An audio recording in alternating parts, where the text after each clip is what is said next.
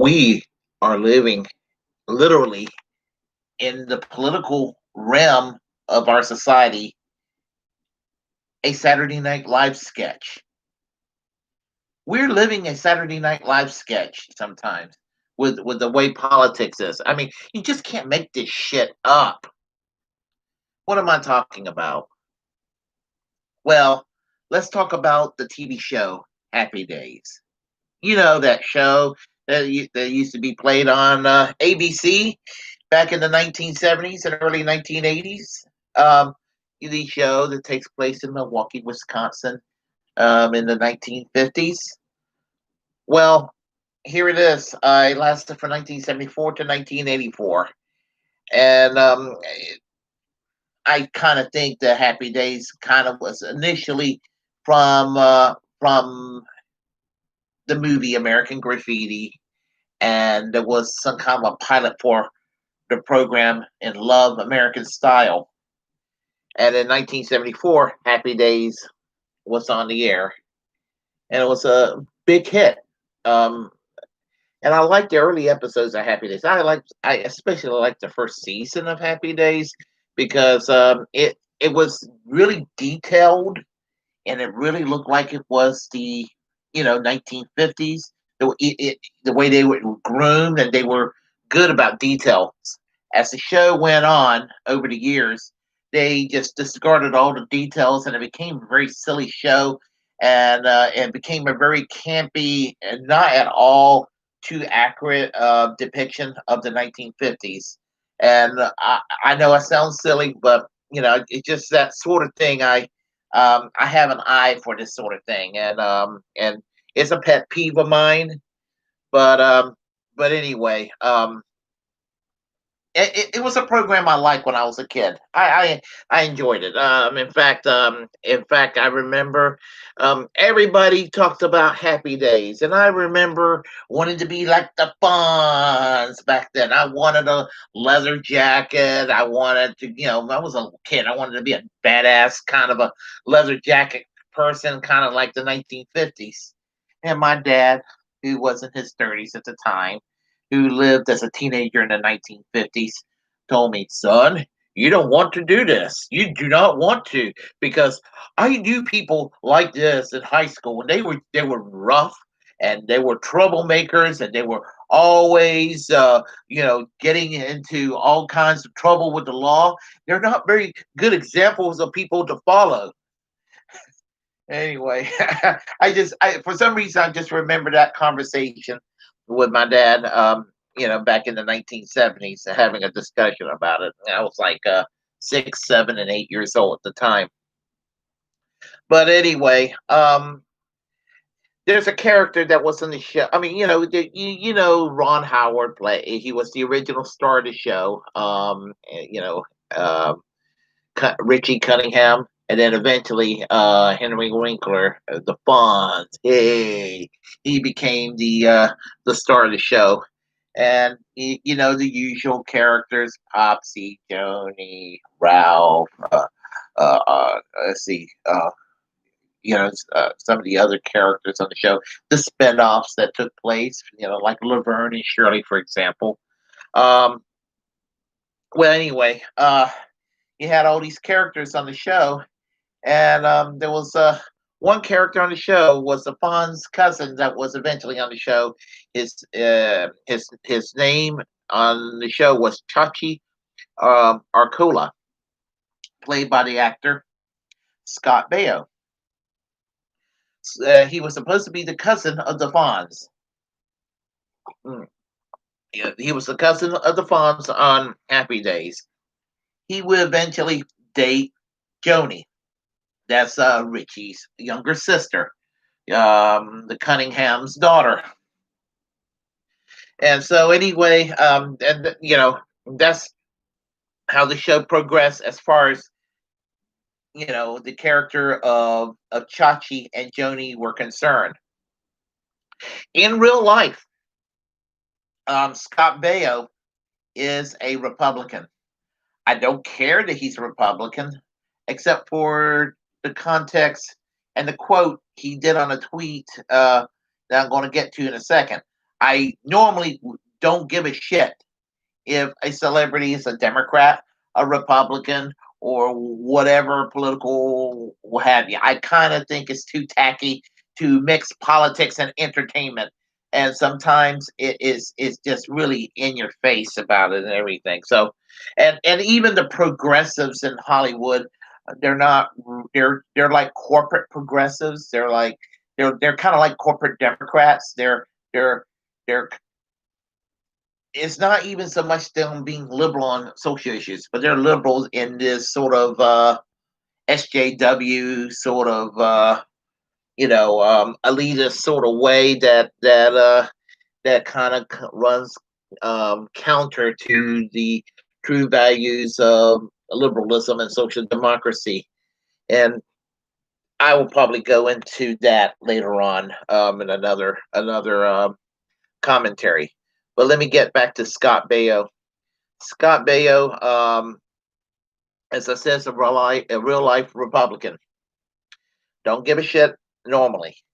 But in a tweet, Ron Howard, again, I don't care about Ron Howard's Ron Howard apparently being a Democrat either.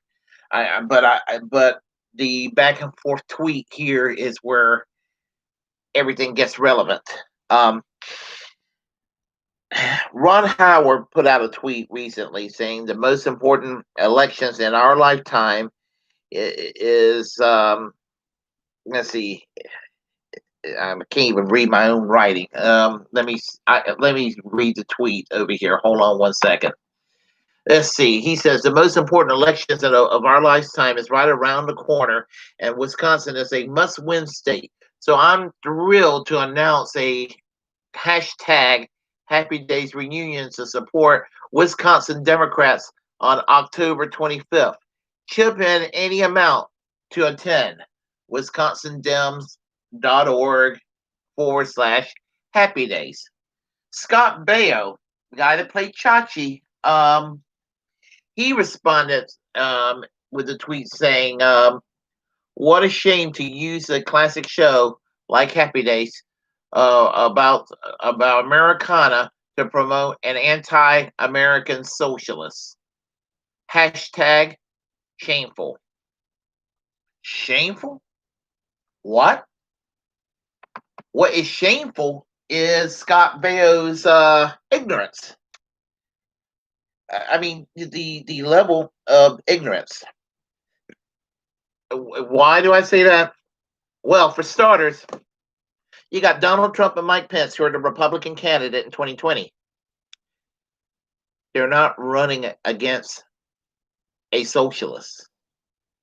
I mean, Joe Biden is not a socialist. Kamala Harris is not a socialist.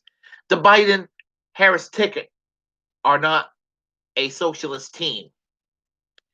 If anything, Joe Biden and Kamala Harris are pretty much almost 1980s era moderate Republicans. They're not really any left-wing ticket in any meaningful sense of the term. So I don't know where the hell Scott Baio's getting this shit from. But suffice to say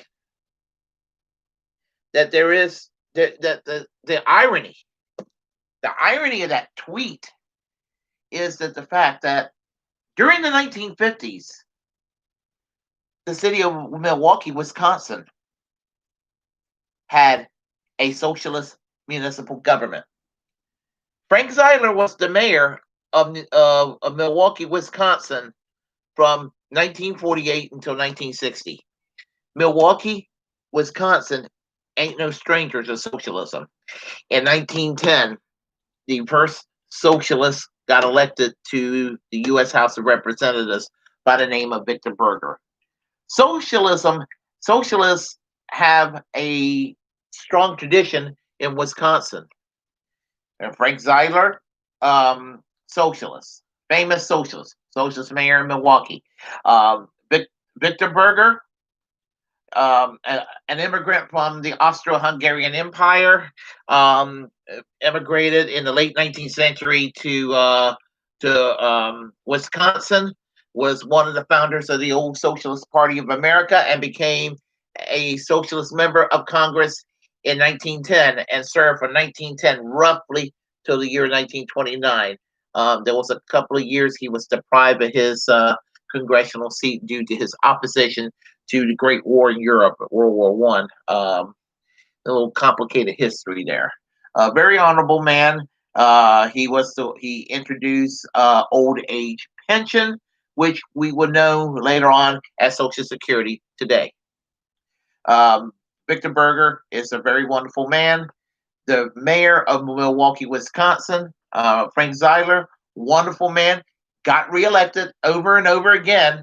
Obviously, he did a good job, or he wouldn't be reelected over and over again. And I had the good pleasure to meet Frank Zeidler in 2003 in Chicago at the Socialist Party USA convention, and it was quite honorable meeting him. Even got an autograph of the book. Of the Norman Thomas book that The Last Idealist by W.A. Swarnberg, a book that's one of my treasures in my collection. Frank Zeidler, wonderful man. Victor Berger, wonderful man. I want to also Golda Meir, who was an immigrant from Russia before she immigrated to Palestine. She lived for years in Wisconsin. Was with the Socialist Party of America and in Wisconsin. Then she emigrated to Palestine, which became Israel, and became eventually the Prime Minister of Israel. So there is a strong socialist tradition that's associated with the state of Wisconsin. So Scott Baio is being a total dumbass because there's nothing socialist about Joe Biden, nothing socialist about Kamala Harris. I hate to quote the quote from Joe Biden because it got on my nerves, but he said, "I defeated the socialists." I was like, "Yeah, fucking asshole did by cheating." But anyway, I just need to call on this, and you want to let you know that socialism is as American as apple pie. I mean, we had a strong tradition of socialism. I mean, as I said, Milwaukee, Bridgeport, Connecticut had a socialist municipal government at one time. Remember, Bernie Sanders was the mayor of Burlington, Vermont during the 1980s, and even a state like Oklahoma had a large socialist presence in the early 20th century.